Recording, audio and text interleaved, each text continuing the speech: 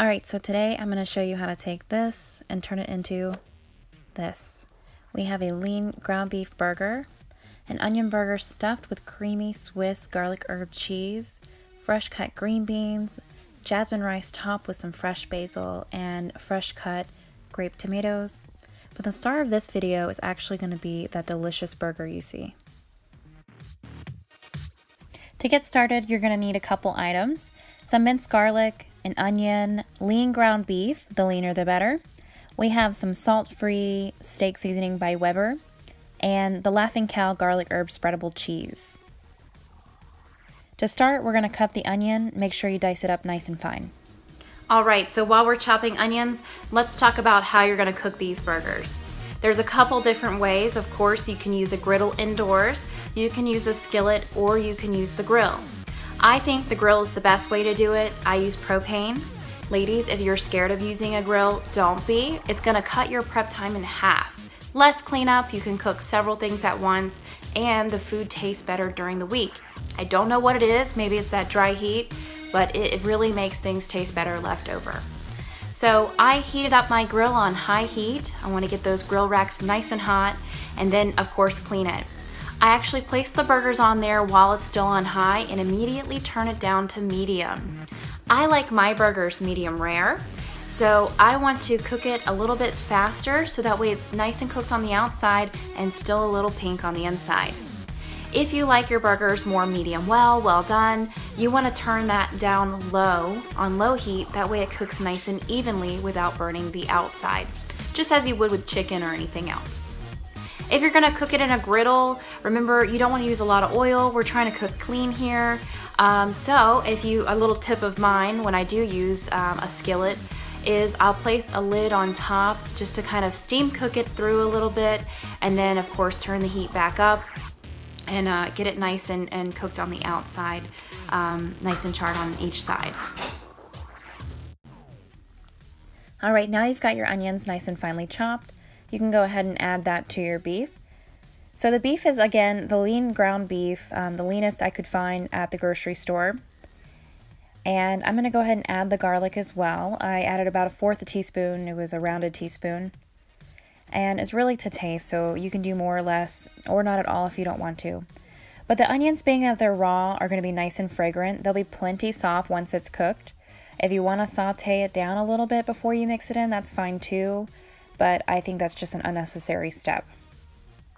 So when you mix it around, that's going to prevent any clumps of garlic in there. You don't want to bite in and get one big mouthful of garlic, or you don't want your onions to be all clumped to one side. So go ahead and make it into a ball and then split it right in half to 2 smaller balls and make 2 patties. So nice and flat, get them as flat as you can, and hollow out the center of one. That's going to be where you place your cheese. So I'm using the Laughing Cow spreadable cheese. My favorite flavor is the Swiss garlic herb. These are 35 calories. It is 1.5 gram of fat, 2 grams of protein, 1 gram of sugar. Super prep friendly. No artificial sweeteners or flavors or preservatives. It's not organic, and the only thing I don't like about it is that it's a dairy product. I don't typically use dairy, but in the instance like this, it's really not going to hurt. So go ahead and hollow out that center, roll it into a ball, stick it in there, and take your second patty, flatten it out really good, and place it on top to kind of sandwich that cheese in the middle. Now, something you want to pay a lot of attention to is sealing up your corners.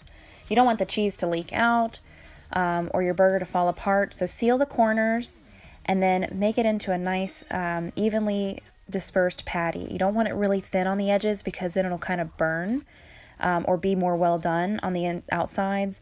So make it a nice even patty there, and then you'll be ready to put it on the grill. So again, when you put it on the grill, you want to get that nice and hot and put it on there. You can add whatever seasonings you want. I used the Weber's steak seasoning. It is sodium free.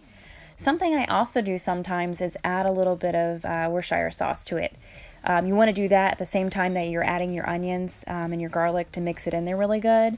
That does have quite a bit of sodium in it. I'm not scared of sodium on my diet, so really, it doesn't matter, you can add it in there. But this is salt-free steak seasoning, so if you are watching your salt intake, then you can use this one. I got it at Walmart. So place it on the grill, cook it to your liking. Again, if you undercook it a little bit, no big deal, because as you go through the week, you're going to throw it in the microwave, and that will upcook it a little bit. It makes it less dry if you do go a little less than your normal temp.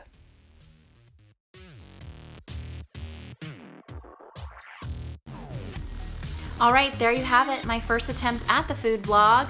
Make sure you let me know what you think. Don't forget to like, share, and subscribe. Today we kept it super simple, but that was the point. I want to take your everyday items and show you how you can spice them up while still staying on track. If you're eating the same thing all the time, you're going to get bored, and it makes it easier to fall off of your diet. So hopefully you learned some helpful things today. I will be sharing more items like this along with some original recipes. So stay tuned to see what those may be. Thanks for tuning in.